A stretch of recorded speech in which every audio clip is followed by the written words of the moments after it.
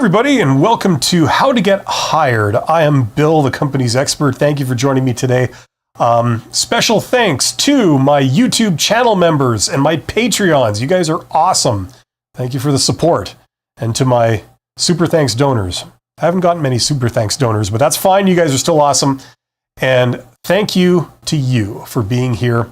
If you are a job seeker or you're someone that's trying to improve in your career, my goal is to help you. That's what I'm here to do. This is fundamentally a Q&A episode, so you should see a chat box somewhere near my face.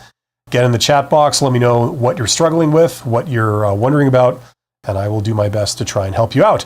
The topic of today's episode of How to Get Hired is getting jobs via personal recommendations. So we're going to be talking about that, but first, we're going to briefly be talking about the best answer to the job interview question, what is your salary?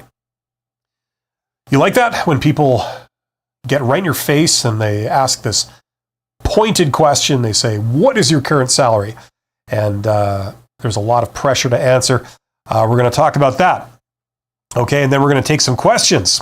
But I'm back as always with it's on this side, my printer. And over here, my shredder. Kind of sums up management, doesn't it? Let's get started. The best answer to the job interview question, what is your current salary? This is something I've been asked many, many times, and there's a lot of aspects to this. The first, of course, is whether they're even allowed to ask you this. For most people, the answer is yes. Because most people, depending where in the world you are there any laws that technically prohibit people from asking this? Most people do not live in an area where this is a banned question. They can ask it. And even if you do live in an area where it's technically against the law to ask this, people still ask you. So you got to be prepared for it. Okay? Regardless of what the local regulations are in your area. Okay? This question is interesting because there's a lot of social pressure involved. And the interviewer guarantees that that's the case. They ask it to you in very abrupt way. It's a very pointed question. And they do everything they can a lot of times to increase the awkwardness of it. So, they'll ask you this question and they'll leave a silence. So there's a lot of pressure for you to say something. And the reality is that most people, when asked, actually answer. They give a number. They say, oh, I make this, right? So it's interesting. It's stupid, but it works, right? Now, it's not within your own best interest to give a number. To me, this is self-evident. To everyone else, it may not be, especially if you're younger or you're a newer job seeker, but you do not want to answer this question because it gives away your advantage in the salary negotiation phase if you ever get there. If you get that far, then you've done the equivalent of showing your opponent your cards as if it were a game of poker. You just show them your cards. Here you go. This is what I got. Right? Okay, so that's why they ask this question. If they know how much you're making, they know how much they can offer you and that you will probably accept, right? They offer you a little bit more than what you're making and you'll probably accept, right? So any hope you had of getting a big salary increase, they're most likely dashed if you give full and accurate information on this stuff. Okay, now something that hopefully everybody knows is that employers can't access your salary history. There's nowhere that, a company can go and look up your information in a big database and find out what everybody's been paying you. There is nothing like that. That doesn't mean that companies can't collude and share some information when maybe they shouldn't be doing that. But there is no place where employers can go for that. Now, unless you make a habit of telling everyone who wants to hear what you're making, that's a different story. But the vast majority of situations you're going to encounter, they don't know what you make and they don't know what all your previous jobs have paid you. Okay, so that's why they ask this. Traditionally, that's why they ask this question, because they don't know. What better way to just ask you and you just give them the information, right? So don't do that. The other thing is that something I have done a video about this somewhere along the line, but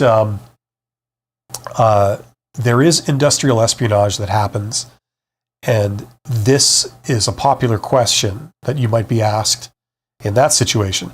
A competitor wants to know what salary their competitor is paying their employees.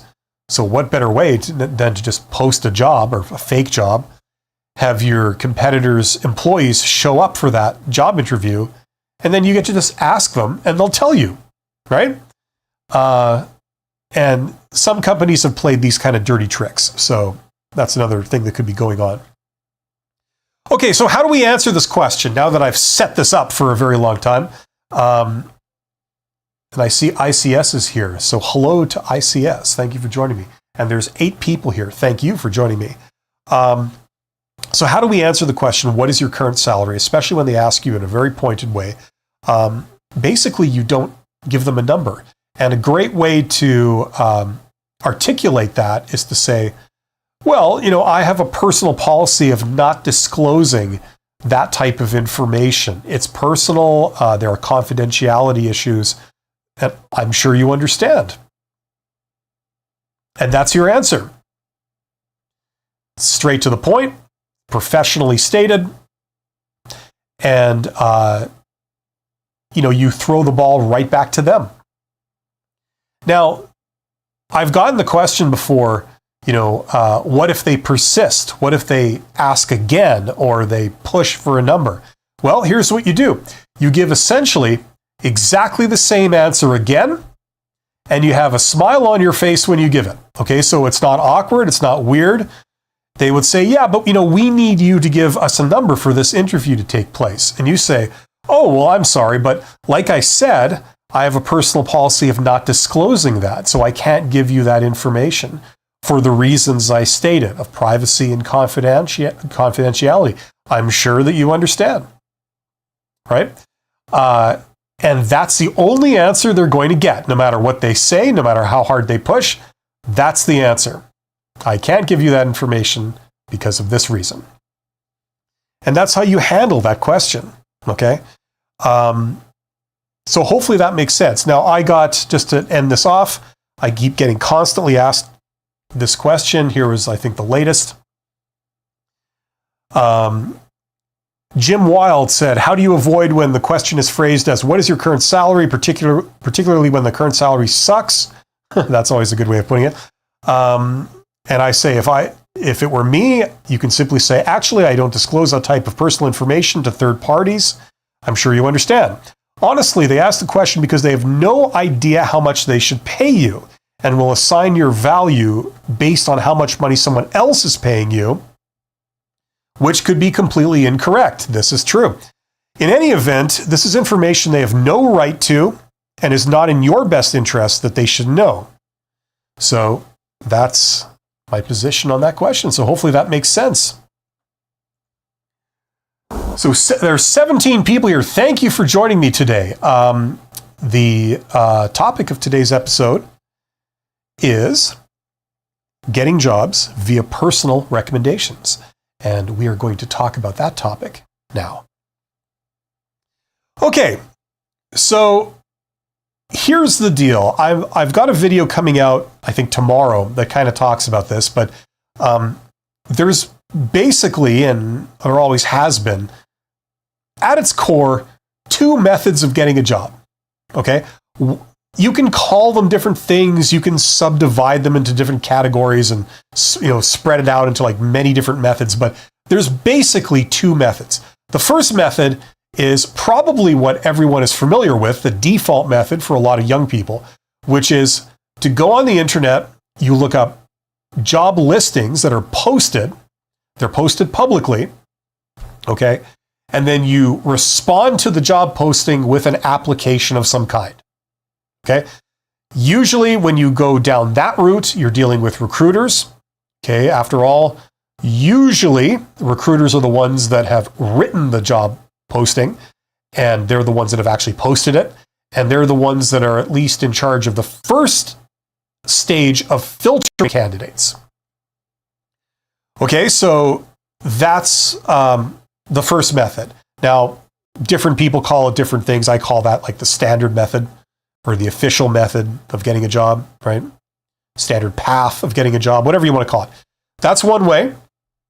And the other way is essentially networking. Okay, you could call it the alternate path or the alternate method.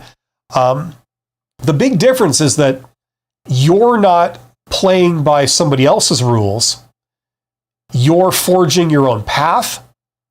You're not going through intermediaries that stand between you and a job. You're going straight to the decision maker who has the power to hire you on the spot if they so wish. Okay, that's the difference. And there's many ways to do this. If you're an introvert, you can do this remotely by sitting at home on a computer and, contacting people remotely. If you're more of an extrovert, you can go to networking events and meet people face to face and do it that way. Okay. What I would recommend for most people, whether you're an introvert or an extrovert, is some kind of combination of the two of those, which I personally have used for many years, not to get jobs, but to get consulting work and, get informational interviews and all this kind of stuff, things I'd like from other people. And it involves a combination of sitting at home, sending out connections, setting things up, and talking to people face to face. Okay. And the idea that I recommend, there's many ways of doing this. Within the umbrella of networking, there's many, many things you can do. For example, you could go and apply for a job in person. It's basically the first method I mentioned, where you apply for a posted job you respond with an application. Only you're delivering your application in person, and you do this intentionally with the goal of having a personal interaction with somebody that's relevant at the employer, basically, like at their place of business or their organization, right? And the idea is that if they select you, or at least they select you to pass that round and move on to the next stage, they do it primarily because of your interaction, because they've met you. And either they liked you as a person, or you struck them as very professional, or you demonstrated other traits that are important, that are necessary, that they would need to know. And by doing that, you have elevated yourself above the crowd of all the other people that just sent in resumes. But, that's it. The company has not met those people. You have no personal connection with them. So if you also have sent in a resume, but you've met them, or you've met the hiring manager, or you've met the recruiter, or you've even met the receptionist, who then reports directly to the hiring manager, right? You have an advantage. It also gives you other things like you then have a reason to follow up. You can then say, you can maybe phone. People these days, for some reason, have a aversion to making a phone call, but you could leave a voicemail and say, hi, my name is X, and I'm just calling to follow up on the application that I left for you at the front desk yesterday. I just want to make sure that you would receive that. If you should require any other information, please don't hesitate to let me know. My phone number is this. You can reach me that way. Thank you very much, and have yourself a great day, right? So it gives you an excuse to do something like that. Now, why would you consider doing something like this? What advantages does this have? Well, they've already gotten a free sample of your communication skills, how great you are at leaving a professional message and communicating, right? Maybe if they liked your message, you said you were very friendly and you said some very nice things. Thank you very much for taking my application. I just want to make sure you got it. Thank you very much. Have yourself a great day, right? They get a free sample of that. That's a sample of what you'd be like to work with, right? The other thing is that you demonstrated your passion and interest in the role by taking the trouble to do any of this. This is a lot more than every other applicant has done, right? So you're elevating yourself above the crowd. They're seeing that, this candidate actually cares about getting this job because they took the trouble to show up in person, right? Even if you didn't get any further than the reception desk, you said, can I talk to this person? They said no. You say, okay, no problem. Listen, I'd just like to leave this. If I leave this with you, can you make sure that they get it? Is that okay? And they'd say, sure. You're like, okay, well, please do that. Thank you very much. If you have a business card, there's an opportunity to leave that. This is who I am, all right? If you could see that they get my resume and my card, that would be great. Thank you very much. Have yourself a great day, right? You see, you're spreading positivity. They like you. They've seen you.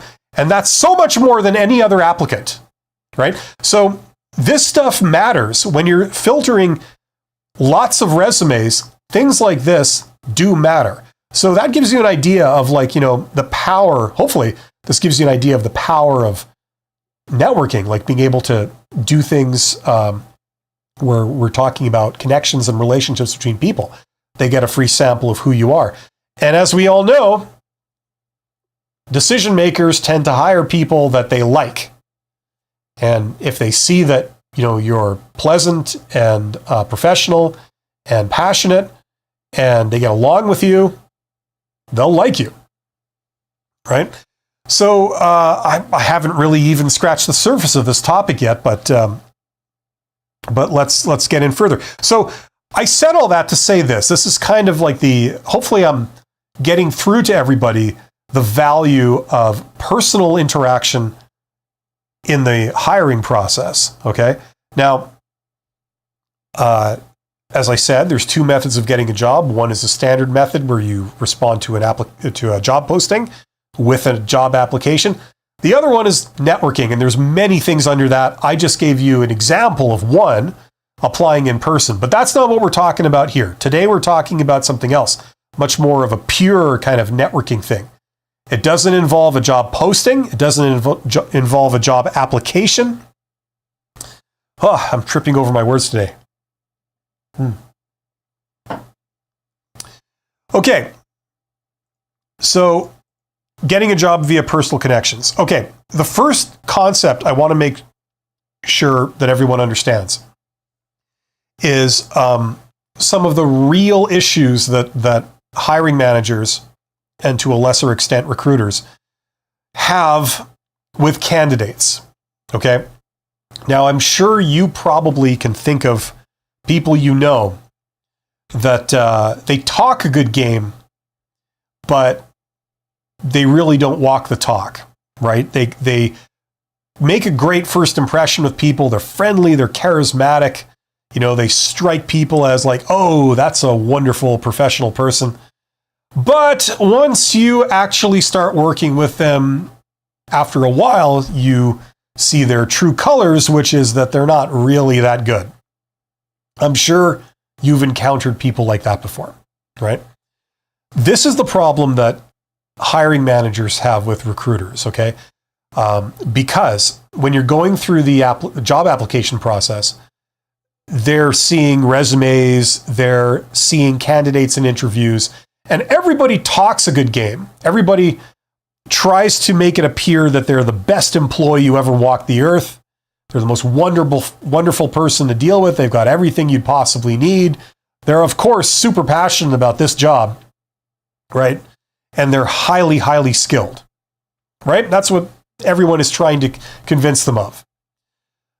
But the thing is, we know that that's usually false, right? People have flaws. People have issues.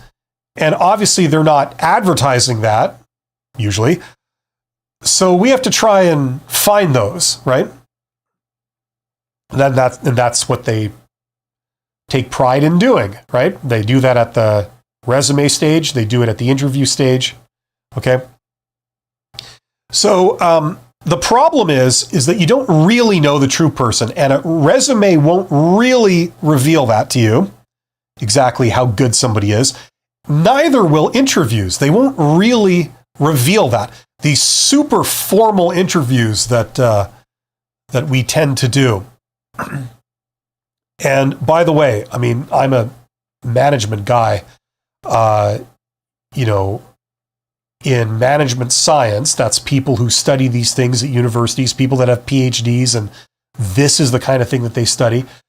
They've shown this with data, like for the last 30, 40 years at least. They've shown that the method of evaluating candidates at the worker and professional levels, like job interviews and things like this, how good are they at like really identifying the best person for the job or the right people for the job? They're really not that good. They're actually quite poor. And this, I don't think comes as a surprise to anyone, right? Because you really can't see the real person in this process, right? You can watch YouTube channels like mine and read articles on the internet and learn how to do an interview, and you can pass the interview. The fact that you can even do that kind of shows that the process is kind of bogus, right? It's not based on whether you're going to be a good employee. It's based on whether you can pass the interview, right? And pass the silly questions that these people like to ask. Okay? So this is the problem. This is the problem that recruiters have, okay?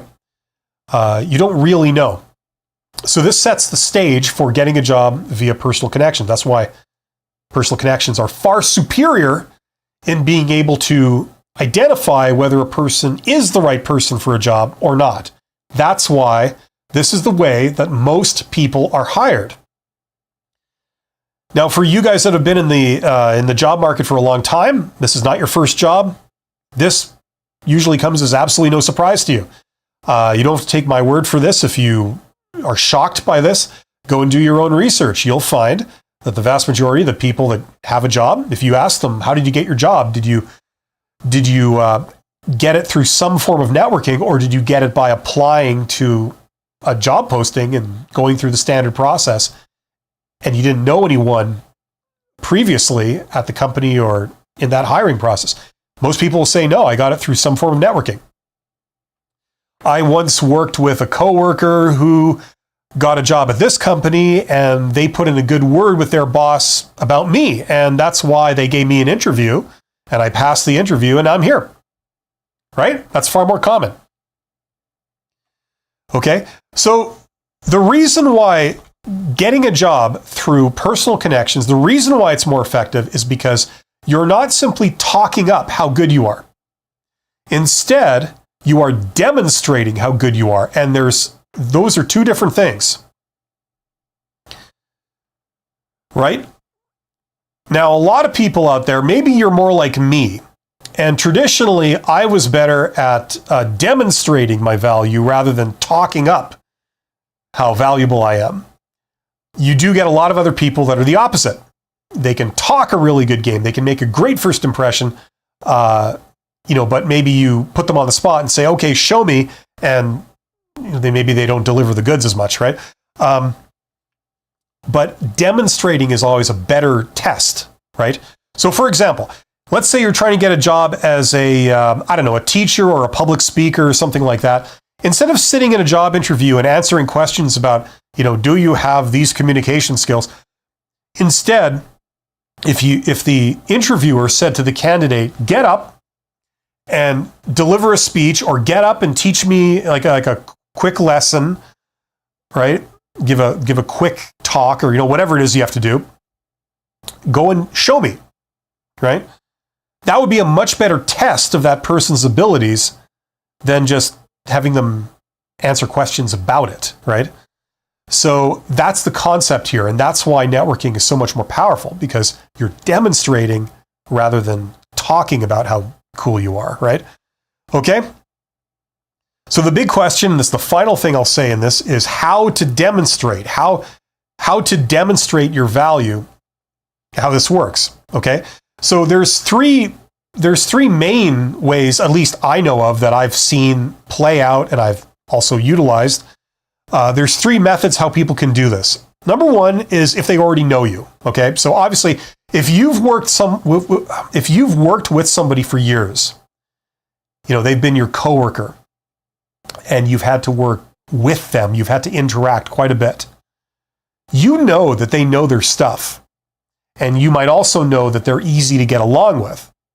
You might also know that they can handle higher stress situations reasonably professionally. And you know this because you've seen it firsthand, right? So they don't have to sell you on the idea that they know their stuff and they're professional because you've seen it for years. You're already sold on it, right? That's obvious. That's the easiest way to do this, right? Okay. The second way is maybe they don't know you, but you've been personally recommended to them by someone that they know. Okay, so if I have a trusted coworker that I've known for several years, and you know, they're a decent person, they know their stuff, they're reasonably good to work with, right? And I've had to interoperate with them. And they say to me, they say, hey, I understand you're looking to fill a position. Just so you know, I recommend this individual. I've worked with them before. I know they're good, and I think you will too. So I'd recommend that you perhaps set up an interview with them. Right?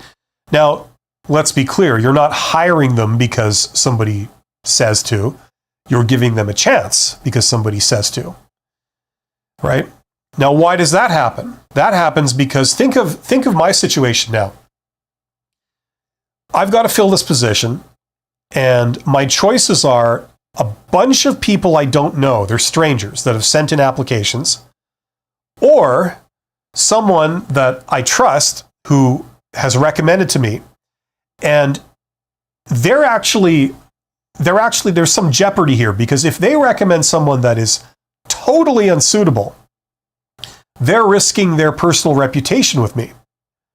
If they advise that I should give this person an interview and I give them an interview, and it turns out that that person is like ridiculously unqualified, it's a joke, I'm never going to trust this coworker again, right? So that's the other reason. There's a little bit of jeopardy. They're staking their personal reputation on this recommendation to a degree, right? So for that person, under those conditions, to recommend this, that I interview this person, that carries some weight. So I'm going to give them an interview, most likely, based off of this recommendation from someone I know and trust. Okay? So that's another way that this happens. Okay? And the third and final reason why getting a job through personal recommendation works, and it carries more value than going through a standard channel and the way you demonstrate, is if they see your value firsthand. So they don't know you, no one's recommended you to them, but they meet you for the first time and they see your value demonstrated. And that describes the scenario we talked about earlier where somebody was applying in person, right? You walk up to the receptionist to give them your application or your resume. You don't know the receptionist. You don't know anyone at that company, right? But they see how professional you are. They see how you kind of maybe fit in around there. They see how you're pleasant to deal with, right? So you're demonstrating these things right in front of them. So even though there's no history, you don't know these people, they're getting a free demonstration of some of your positive traits. Okay, so that's how we can demonstrate. Now, this third method here of demonstrating your value, that's something that anybody can take advantage of. You don't have to know anyone to do this. This is the great thing. Okay, now how do you get in front of people? There's many ways. You don't just show up and apply for a job. That's I would not recommend that necessarily.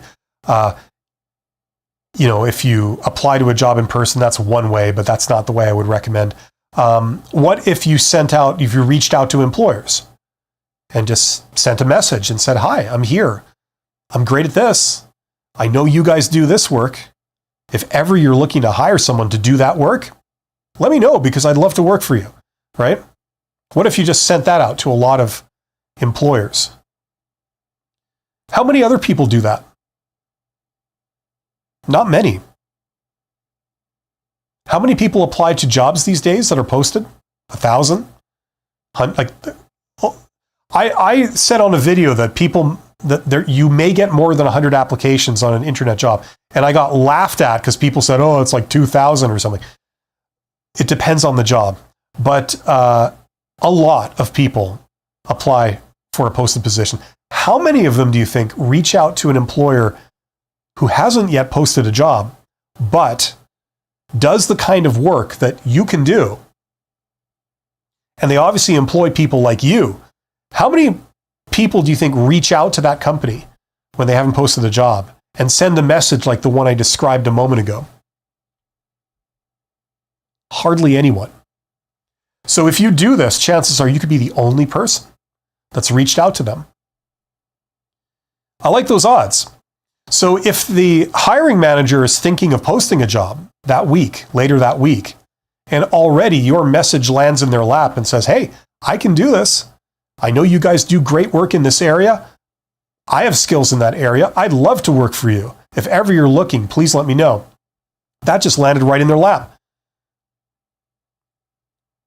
They may think, hey, before I go to all the trouble of writing a job description, paying someone to post it, sitting in rounds of job interviews that I really don't have time for and that take me away from doing my work, before I do all of that, maybe I'll have a quick talk with this person. Because if they work out, I can save myself all of this. Also, they're showing me that they're passionate about this type of work. So this job matters to them. And also, I've just gotten a sample of their professional communication skills. And number one, it's professional. Number two, it's pleasant to deal with them. I want to respond to them. Those are some good traits right there. That's way more than I will know about candidates. If I post this job and they send in their resumes, I won't be able to tell that information from them, but I already got this information from this individual. Right? So it's that principle that we're talking about.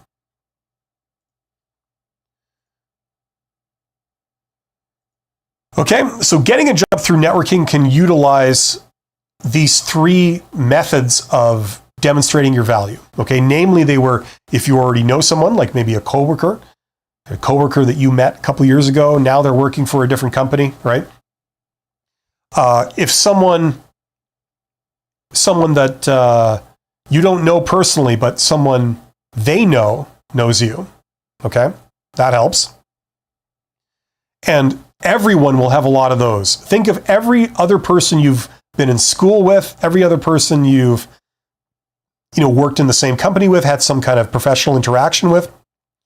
Think of all those people. Think of where they are now if they've moved on. That's a lot of people and a lot of opportunities. And then finally, you don't even have to know anyone. If you reach out to them and demonstrate several things in the process of doing that, already you're elevating yourself above the crowd of people that just apply, send in applications to jobs. Okay, so those are the concepts, right? There you go. I mean, there's even more I could go into. I think I'm going to stop here and we'll go to questions, but we haven't even covered broadcasting yourself, publicizing yourself. If you work in an industry, maybe you want to be regarded as a thought leader in that industry. In that industry, in your local city or your local region, just within those circles, you want to be somewhat known. You want your name to get out so that when you perhaps put yourself forward for opportunities, they've heard of you, something like that. Right? We haven't even covered all that, but there's so much to this. Hopefully, I've managed to sort of put the problem in perspective or the solution in perspective for a lot of you guys. Let's go over to questions. This is, after all, a Q&A. By the way, if you do want to get deeper into this with specific templates and things, get that course, okay? This is a shameless plug, but it's true. I created this course to help people. If your job search campaign is not going anywhere fast or you're confused about what to do, what's going to work, I cover multiple methods of getting a job in that with templates and step-by-step principles, a lot more clearly stated than I'm rambling about here. So check that out. Link in the description if you're interested in doing that, which many people have, and it's worked for them. Okay, let's go over to questions. So ICS is here, and ICS says hello. Hello, ICS. How do you say Davil? Davil says always fantastic. Well, thank you, Davil. That's very high praise. Kane Tuna says, hello, have a great live stream. Well, thank you. Thank you for your best wishes there, Kane Tuna. Okay, ICS says, how do we deal with ATS? Okay, and then most companies are killing us with it. Okay, here's the deal with how you deal with ATS. If you play your cards properly, you don't ever have to deal with ATS. I just want to say that first. ATS is something that I don't recommend people even going that path. Okay? But I understand your question. Let's pretend that for whatever reason, you're going that route and you're confronted with ATS. Here's what I'll say about ATS. Okay, number one, if ever they ask you any self-contained questions during an online job application, like you get to you're trying to submit a resume or something on a website, and they give you a question. They say you have to answer these questions first, and they're mandatory and you can't skip them. And they say, how much salary do you need? Have you been fired from a previous job? Do you have any disabilities or, whatever? Like whatever questions they ask. You pretty much can guarantee that you have to give a favorable response, or what's going to happen behind the scenes is going to just reject your application automatically. So, for example, if they say, what's your current salary? The way these are usually set up is that the coding is such that the number you enter has to be below a certain hurdle rate. And if it's above that hurdle rate, your application doesn't go any further. Sometimes there's a hurdle rate up here and a hurdle rate down here, where if it's lower than this much, they dismiss it outright and they say, you're not taking this seriously, or you're absolutely desperate for a job. In either case, we don't want that either. So any question they ask you like that's sort of separated out and they make you fill that in, you have to give a favorable response. You can't say, were you fired from a previous job? Well, reading into it, obviously, if you say no, that would be good. But if you say yes, that would be bad. So the fact that they're asking you that question, that tends to suggest that if you were to say yes, they would automatically reject your application based on that. Okay? So if they start asking questions like that, you now know what they're for. They're not to gain insight about you.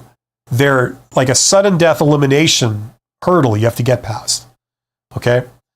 Then, when you're dealing with ATS for like a resume or something, okay, like how it filters your resume, the bottom line is that I want to say, look, I want to make a blanket statement and say recruiters are dumb, but that's not technically accurate. There are some out there that are not dumb, and they're not. A lot of them are not dumb, but it's just that they're put in a situation where you have to hire someone for a position of which you yourself know nothing about.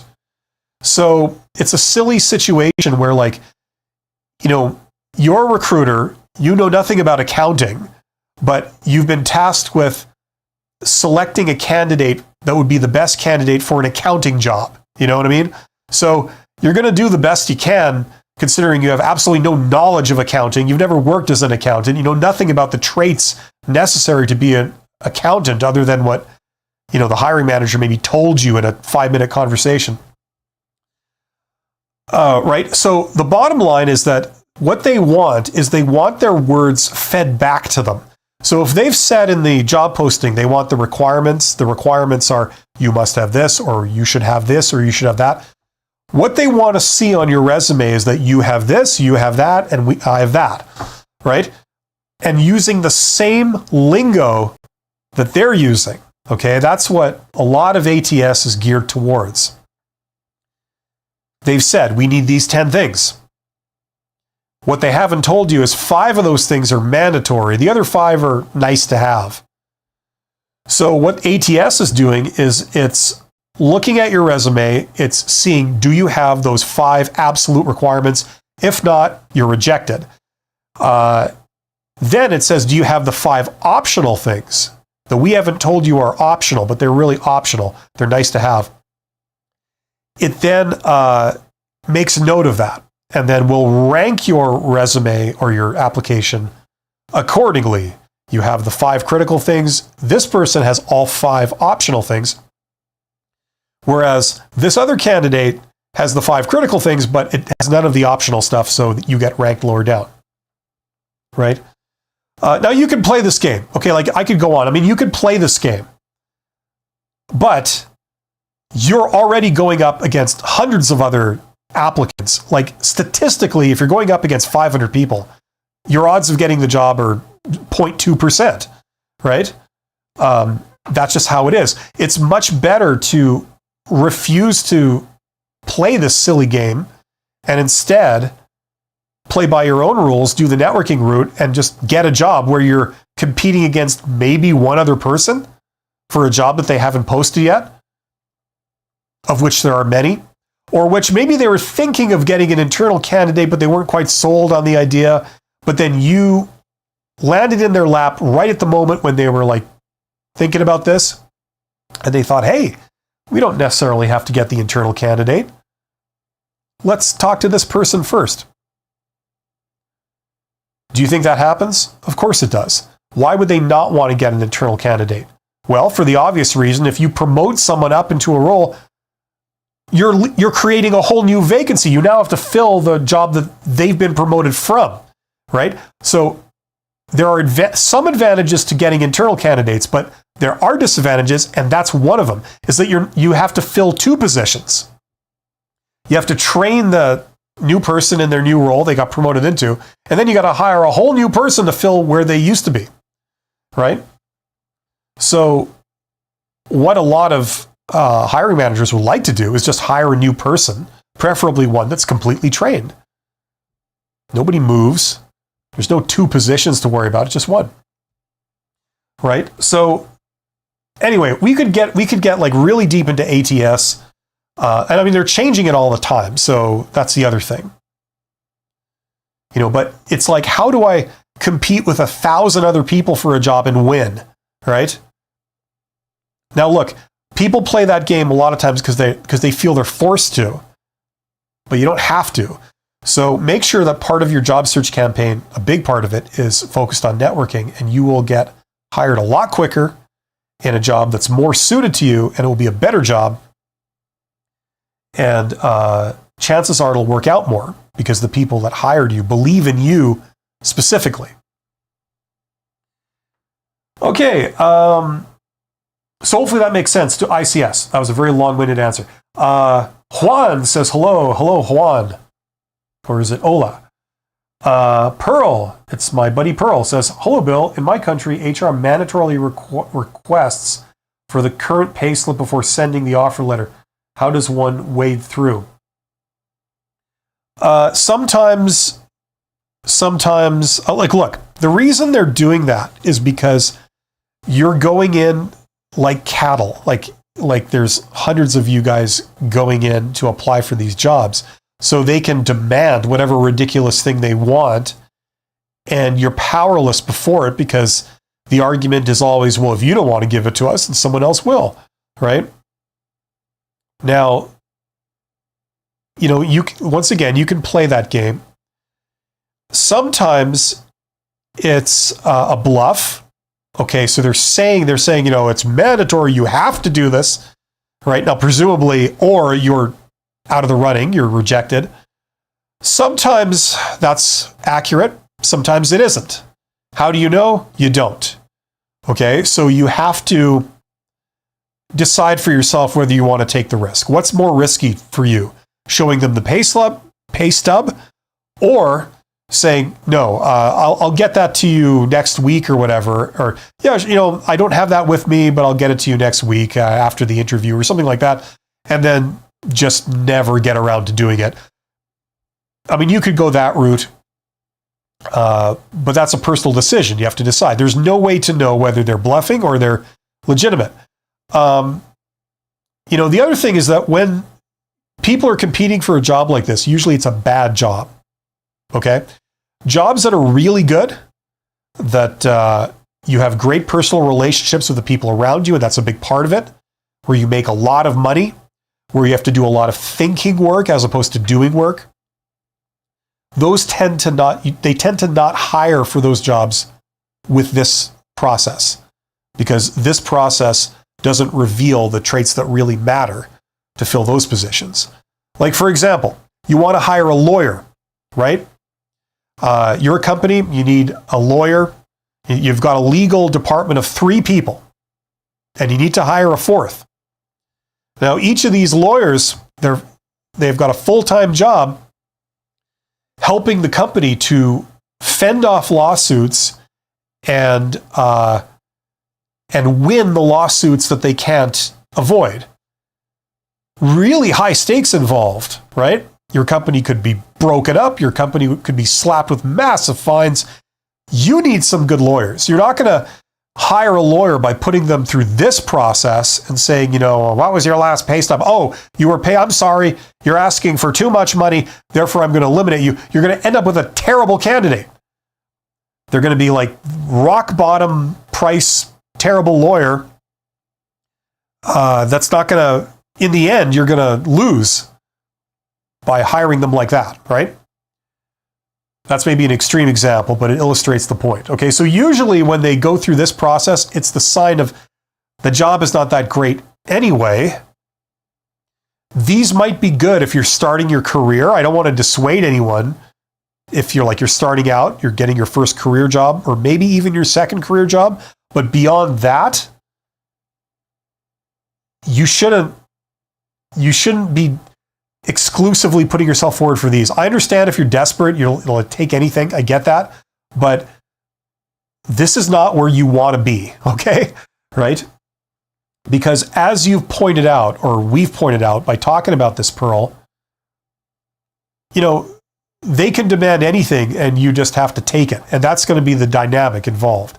And at the end of the day, you're going to get a job that doesn't pay a lot, as evidenced by the fact they're going through this process to pick someone.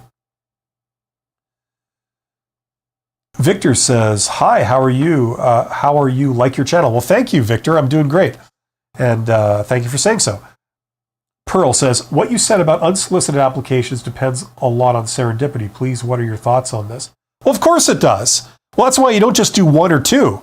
But listen, okay, let's say you did the thing where you sent out a message over LinkedIn to various people at companies in your area, like of your city or town or region, that are near you, they're certainly within commuting distance, okay? Employers around you that have potential to hire someone like you, right? Let's say you're an engineer and these are engineering companies or they employ engineers, so that they could potentially hire you. So you send out messages to decision makers at those companies. We're not going to get into who you would send it to just yet, but just say you do. Now, do you just send out 1 or 2? Of course not. How long does it take you to send out a message? A minute? You might have a template and you might tweak it, based on which company it is, right? And who's it going to? So what? It takes a minute to send out a message. So you could easily do 100 of these in a day. I've done more than 100 in a day. And of course, it depends on they just have to happen to be hiring at the time. Now, most companies won't be. In my experience, it was something like it wasn't for hiring, but it was for contract work. It was about 10%, something like that. So if your success rate is 10%, you send out 100 messages, you get 10 people coming back saying, yeah, let's talk, right? Now, if you can't be sort of angry that all 100 didn't respond and say, let's talk, but you got 10 people out of 100 people you message in a day, right? So that's how this stuff works. It's just like sales. You might knock on 100 doors. How many people actually buy your brushes or whatever you're selling? Snake oil, vacuum cleaners, encyclopedias. Do you still get encyclopedias? If an encyclopedia salesman came to my door, I would actually listen to them just because I'm surprised to see someone selling encyclopedias. But you knock on 100 doors, how many people buy your product? 1, 2, maybe 3? But you've knocked on 100 doors. How long does that take? An hour and a half? 2 hours? Like, you could do that in a morning. So you've sold 3 encyclopedias. How much do encyclopedias sell for? Like, a couple $100, for the full set. Not bad for a morning's work, right? So that's how these things work. That's what people say when they mean it's a numbers game. And I've encountered, especially on YouTube, I've encountered people that say, well, people might not respond, therefore, I'm not going to do it. It's a bad idea. It's like, what? It's like when you send out job applications, do you get a response to every job application you send out? Do you send out 100 applications to get 100 interviews? Of course not. You're lucky if you get one, right? So, but the rate of response is a lot higher doing this than, say, job applications. So yeah, it's definitely worth doing. Pearl goes on, hello, Bill. The company I work for has an annual survey that one used to evaluate the workplace and one's boss. Oh, I'm sure those are really accurate. Is giving the boss a negative feedback based on areas he should improve on something one should do? Absolutely not.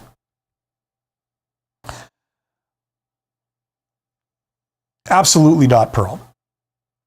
Okay.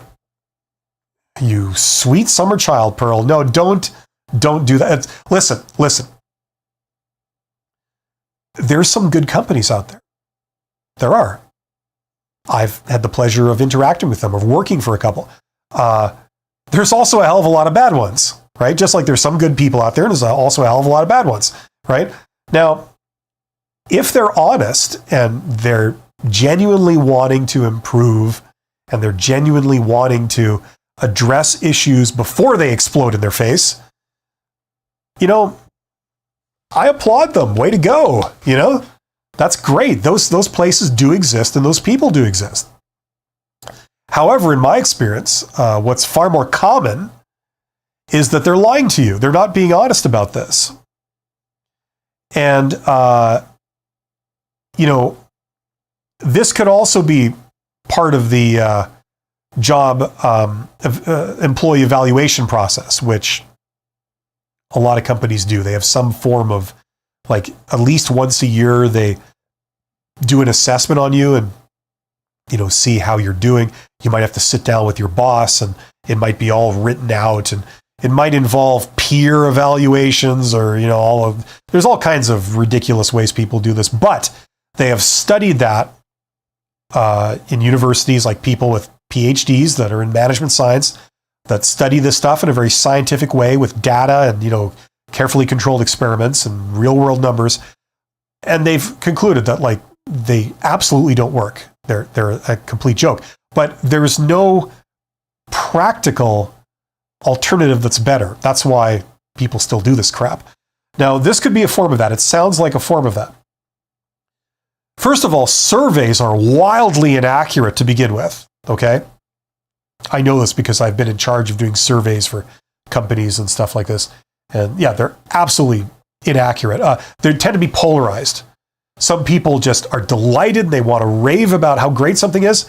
Other people are furious and they want to vent about how awful it is, right? So you tend to get results that are polarized. They tend to go like this, right? They just, not much in the middle, but like, they're just lots out by the extremes, right?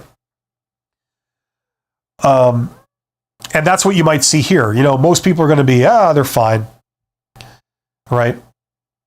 But if someone really wants to rant or someone really wants to praise someone, they will. They have no loyalty to you, and they have no loyalty to honor anything they say. That's basically, just remember that for internally if you're working in a company. They don't like to admit this, but that's the reality. I was a CEO. I know this. And so if HR tells you, like, oh, this is a survey, it's confidential, and we don't share the results with everyone, maybe that's true, but act as if it's not going to be true. Act as if they're lying to your face, because a lot of times they are. So don't say anything nasty about your boss or about anyone else on these interviews where you hand it to HR, because you've just painted a target on your back. It would be awesome if we all lived in a world where your boss was a decent person and they took this information for what it is, which was maybe an early warning that maybe there's a personal issue we need to work through and fix so that everyone can get along and we can move forward together, right? But unfortunately, people don't live up to that standard a lot, right? Okay, so don't say anything negative in these internal evaluations, even when they want you to. You're just giving them rope for them to hang you. The guy with the bow tie says, the thing about that is that you keep the institutional knowledge, otherwise that person could leave. Is that? Yeah. Okay, so what are you responding to, guy with bow tie? Was that the Pearl thing about evaluations, or was it the ATS thing, or was it the serendipitous nature of getting a job through networking?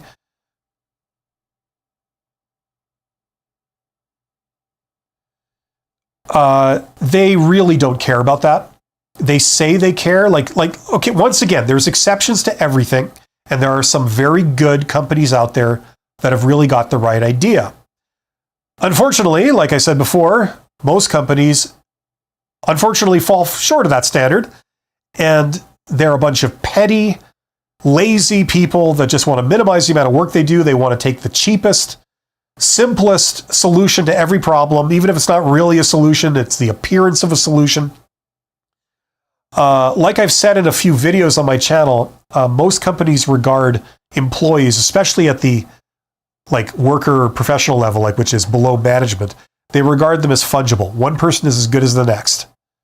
Now, don't take my word for this if you take issue with this.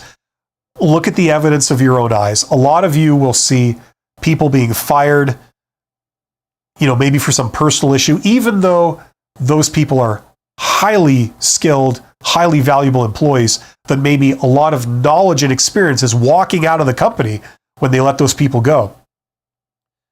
Ideally, in a perfect world, you'd like everyone to be cross-trained on everything, but it's just not possible. Some companies do a better job on that than others, but at the end of the day, no one is irreplaceable. And, if there's a personal issue, HR's standard policy across the board, and conventional wisdom is you just let the person go. And, we lost some knowledge. If we're worried about that knowledge going to a competitor, we try and get them to sign some kind of, non-compete or something like that. We give them extra severance pay if they do, whatever, that you can arrange things. Other than that, it doesn't matter.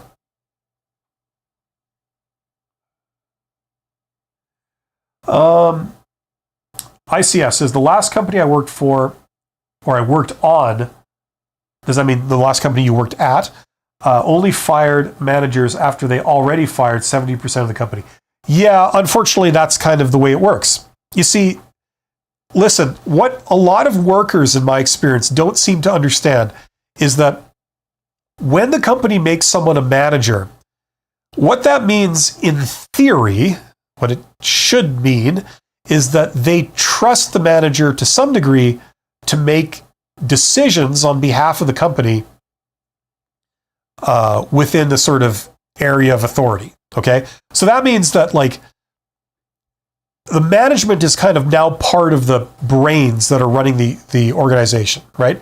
Now, okay, that sounds self-evident, but here's what is less intuitive.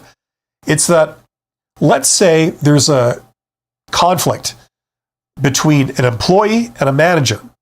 Okay, employee says this, manager says that, they're mutually exclusive, and you can't coexist. You have to, determine who's right, who's wrong.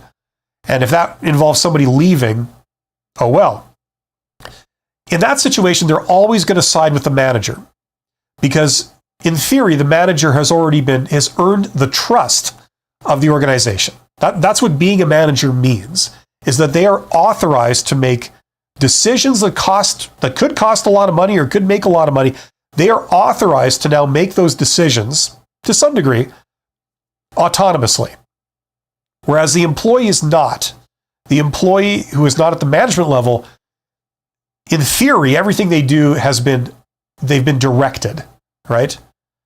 So if an employee goes and does something, and maybe it has some kind of effect, whether good or bad, in theory, they were directed in some way by their immediate manager. That's the theory. Anyway, that's how it's supposed to work. So therefore, if there's a dispute or a disagreement between an employee and a manager, they're always going to side with the manager. The only time they would not side with the manager and go, publicly demonstrate they don't support the manager is a very bad company who, they're basically pushing the manager out at that point, right? So that's the way these things work, right? Now, the reality is that for better or for worse, they're going to side with their managers. Now, if they've made a bad decision and they've promoted some moron, some unimaginable moron who was raised by wild morons into the role of a manager, they have a choice. Either they support their manager, which is the standard thing you do, or you expect that manager to leave. That's usually how these things work. Because the manager is paid to make decisions on behalf of the company. That's what they're paid to do. Now, if you're not going to trust them to make decisions, what the hell's the point of having them in that role? You end up having to micromanage their area. So it defeats the purpose of having that manager in charge of it, right? So usually that's the sign they're pushing the manager out and the manager's leaving. Okay. Now, a lot of companies do that. They put a manager in charge, and for better or worse, the employees are going to sometimes agree with the manager and sometimes disagree. You can't please everyone. I mean, is there any other person in this world, apart from maybe your parents or siblings or something, that supports you 100% in every decision you've ever made? The answer is probably no. Even your best friends, they might not support you, or they might not agree with you when it comes to certain decisions you've made, right? You can't please everyone all the time. So there's going to be disagreements. That's the reality. Companies know this. So their standard response is, oh yeah, this person's employees are upset in their little group. So yeah, that happens. That happens all the time. So what do? We support the manager. That's just how you do it, right? Unfortunately, sometimes that means the manager could be wrong and you're supporting the manager, but that's how we do it, because the alternative is we undermine our managers and then they leave, right? And we don't want that, generally speaking. We don't want that. Okay? So the key thing there is to not put the wrong person in charge. You want to think very carefully about who you put as a manager, because whoever you put in, short of firing them, you basically have to support them, including in situations where there's some kind of conflict or dispute with an employee. You always support the manager. That's how it has to be. Or else a bunch of even worse things happen. That's what I'm trying to say. That's the reality. Now, you can, upon hearing this, you can insult me, you can say I don't know what I'm talking about, or you can bitch about how imperfect of a solution that is, and you'd be right. But what I'm telling you is that that's usually the arrangement for very valid reasons behind the scenes that employees don't see. And anyone who's ever been a manager before, you know what I'm talking about. No matter what decision you make, somebody's going to be upset. And if every time someone gets upset, you have to then go in front of a tribunal with your bosses and defend yourself over every decision you make, that's unworkable, right? So they always just side with you until it comes to some extreme level. And yes, I agree with you. I've seen managers that have been appointed, and the result of that is that every single worker under them quits within a very short period of time. It's obviously a signal that manager is either no good, or they certainly don't relate to those types of employees very well, but they're probably one and the same. Anyway, that's when we get into a big discussion on management and stuff. So that's kind of outside the scope of this live stream, which is talking about how to get a job. But hopefully that helps. Okay, if anyone has any last questions, please get in the chat, ask them now, because I've reached the end of the questions that people have submitted. There are 16 people here. I managed to almost clear out the room with that last one. Let me know what you're wondering, what you're struggling with, and I'll do my best to help you out.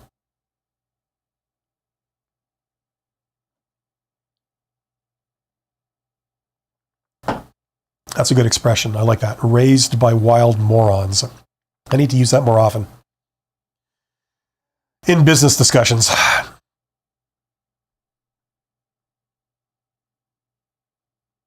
Okay, we're not getting a lot of questions, so I guess we've got to the end of questions for today. So thank you for joining me. If you are not getting anywhere fast in your job search campaign, I have created a course that's just for you. This one right here, my Get Hired course. Take that course. That will help you get things moving in your job search campaign. That'll allow you to discover a lot of great jobs and get the jobs that you apply for. If you are already in a career and you're on a sort of trajectory, okay, check out this course right here, Write Like a Professional. If you're wanting to move upward into management, you're wanting to be seen as someone that's a candidate, it's a contender for those type of management roles, take that course, okay? Especially if this is a first time kind of manager role for you, take that course. Because it's not just about writing. I mean, yeah, it's about writing, but it's also about what to say. That's the really important part. In different situations, how you handle different things, how to be a great communicator, which is critical if you're going to be a manager. Check that out. That's for you. Okay, there are links in the description for all of these, and I've created videos that describe these courses in detail, so you can watch those in advance and see exactly what you're getting into before you pull the trigger. But a lot of people have taken them, especially the Get Hired course, and I've gotten a lot of positive feedback on that. So check that out. Okay, Victor says, are tracts a useful method to get a job? You'll have to enlighten me on precisely what you mean by tracts. Like I've heard of career tracks, there's a standard career progression. But if you could give me a bit more specific information, then I could give you a much more specific answer, Victor. Pearl says, thanks a lot for the responses, Bill. You're absolutely welcome, Pearl. Yeah, Victor, hopefully you'll do that. I will start giving an answer, but the more info you can give me would make it more useful. Yeah, like, look, I did not go on a standard career tract. Like, for example, when I was young, when I was like in my 20s or whatever, I got a degree in engineering, and what do you do with a degree in engineering? Well, you become an engineer. That's pretty much the standard career path, right? I didn't do that. I found that contrary to the impression I'd been given, a lot of companies were hiring people that were coming right out of school with engineering degrees. And the companies that were hiring, they weren't necessarily hiring engineers to work in engineering, like to work in design. Rather, they were hiring people with engineering degrees because, as it turned out, or the explanation I got was because if you have an engineering degree, that says several things about you. It says you're highly trainable, you're reasonably bright, you're a quick learner, you've got a good work ethic, you can meet deadlines, you can follow instructions, like all these different things. That's why they were hiring people with engineering degrees. You're technical. You can handle technical knowledge. So the job I ended up in, like right after university, right after I got an engineering degree, had nothing to do with engineering. It was in the railroad. And what I became a supervisor of tradespeople. And these tradespeople would go and fix locomotives, that pull trains. Now, what has that got to do with engineering? Very little. There's no design involved. And I didn't have any training on how to be a supervisor, and I wasn't a tradesperson. So, wonderful situation to be in. You're now doing a thing that you weren't trained for, supervising people that are doing a thing that you're not trained for, that you've never done. So lovely. The theory was that if you're an engineer, you're the one that designs the equipment.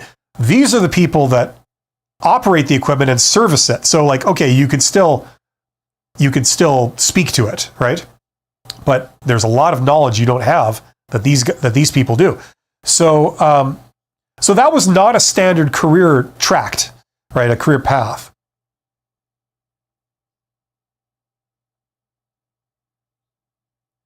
Something like a flyer put it in areas in public places. What? Sorry, I'm just not understanding, Victor. Like you're talking about like little flyers that advertise jobs in public places? Like that's what you're talking about?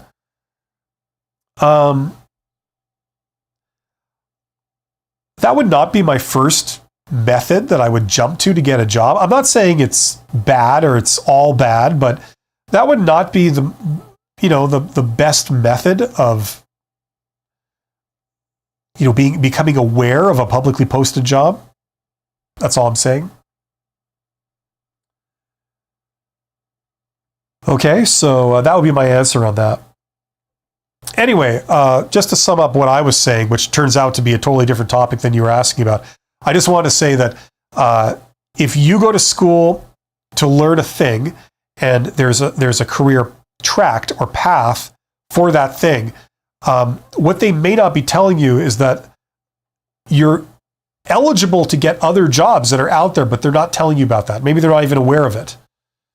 The irony is that, like in my case, the job that I applied for, this job to work at the railroad that I got, that was advertised, within the university. So when you go to, I can't remember what you call it, but if you're in school, they usually have some kind of like careers type center where it's like a workshop where they help students get jobs or something. I discovered that job through that resource at the university I was at.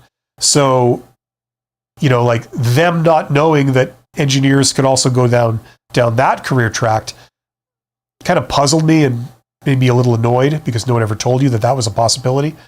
But yeah, I'm a big fan of people. You could go down a standard path. That's fine. Nothing wrong with that. But there's also alternatives, right? And maybe they're not telling you about those.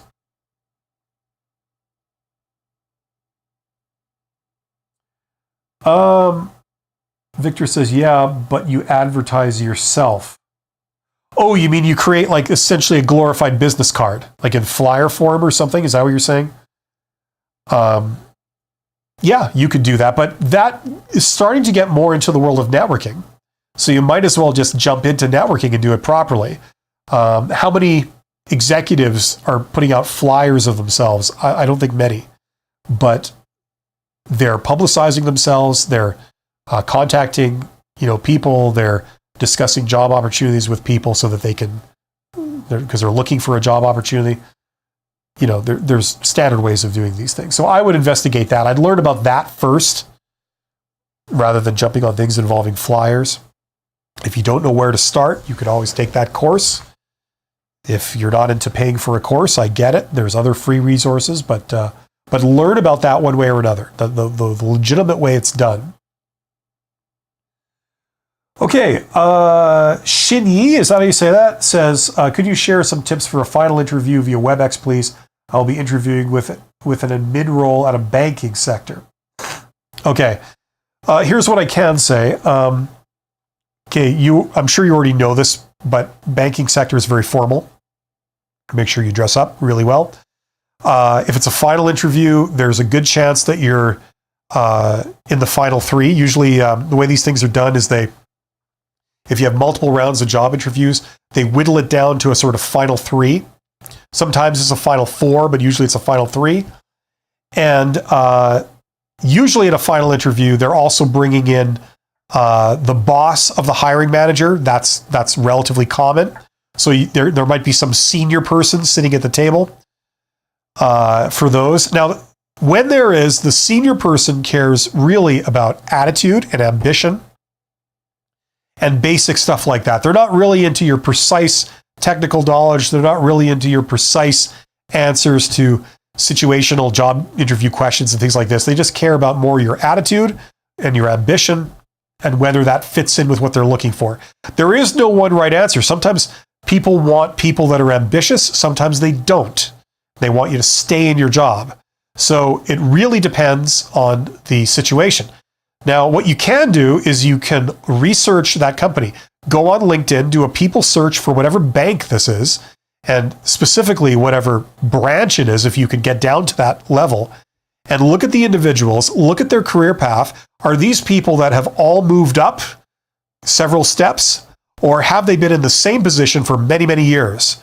That'll give you an idea if they're looking for people that are ambitious or not, and if there's a lot of opportunities to advance. Okay. Now, if you're I'm not really familiar with WebEx, but just give me a moment here. Through they have this really cool new thing. It's called the internet, and I found this amazing website. I don't know if you guys have ever heard of it. It's called Google, and you can use Google behind the scenes to look up something. Okay, and I've just found out that WebEx is somewhat similar to Zoom. Okay, so I'm not a super big fan of Zoom. It's okay. People tend to use this for some things these days when they're too lazy to have face-to-face meetings, which are far superior than using these teleconferencing softwares. Could I share some tips for final interviews with WebEx? Well, just, make sure that if you are not wearing pants, that, the camera ends about here, right? No, seriously, apart from general advice about using teleconferencing software like Zoom and stuff, get on there early, always be early, always test everything from a technical perspective, make sure it's fine. Log in if you can, as an anonymous identity so that there's no way that any private information of yours could be shared or shown somehow. If ever you've done a remote interview before, you should know the rest. There really isn't any magic. Everything else follows simply like you would do it in person. I've done a video on just how to prepare for a video interview, whether it's WebEx or Zoom or Skype or anything. So check that out. It's just the technical aspects.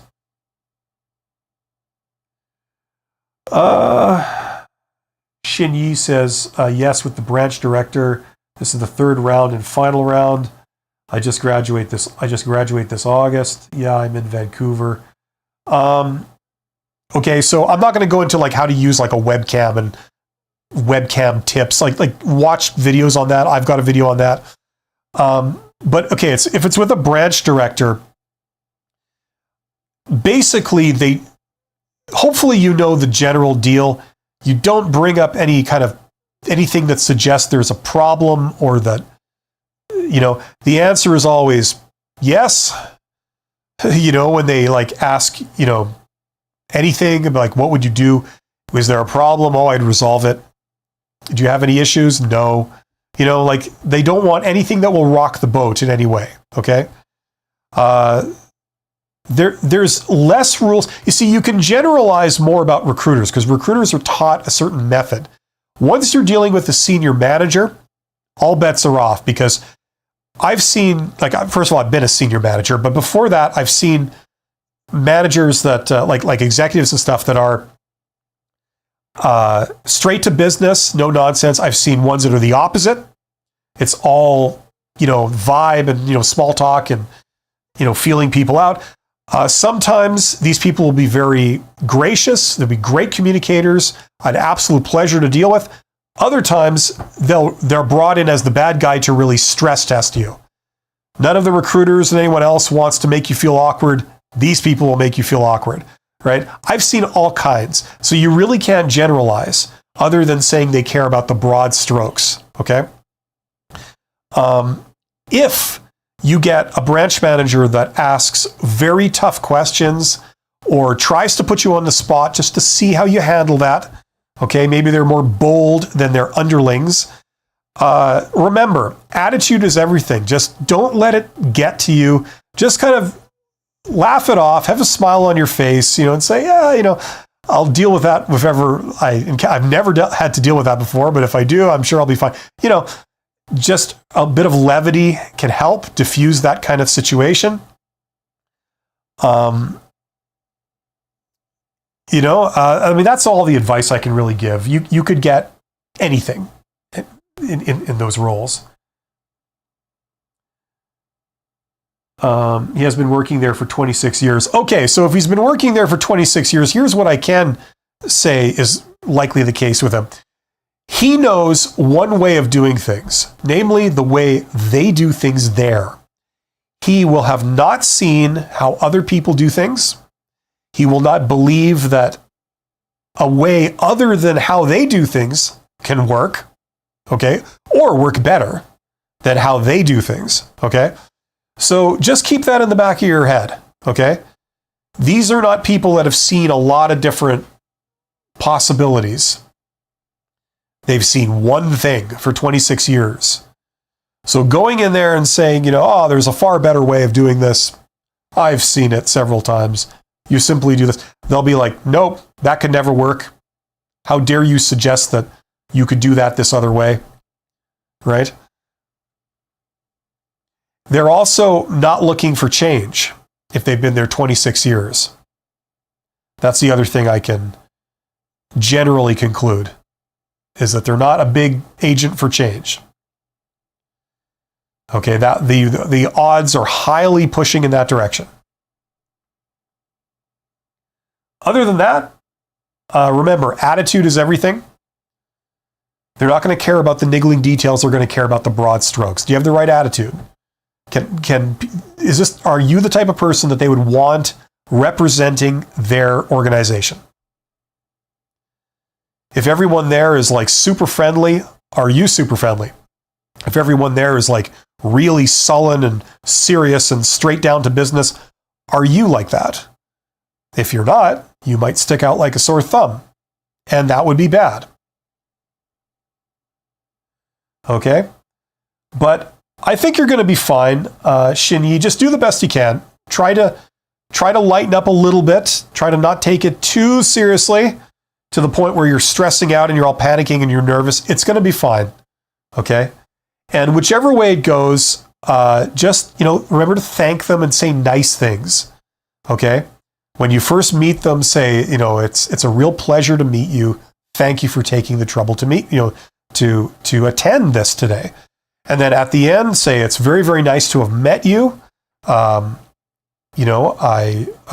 actually quite enjoyed some of the questions you asked, and I'm really looking forward to hearing them. I hope that we will have future interaction. Thanks for everything. Something like that. Just be pleasant. Be the person they would want to work with. Thank you so much for everything. I've been watching your videos for more than a year, and they were so helpful. Well, thank you. Okay, well, hopefully that was helpful to everyone. There are 18 people here. Thank you for joining me today. You guys are awesome. And I do this stream every week, so I will see you same time next week. Thanks a lot. I wish you nothing but the best.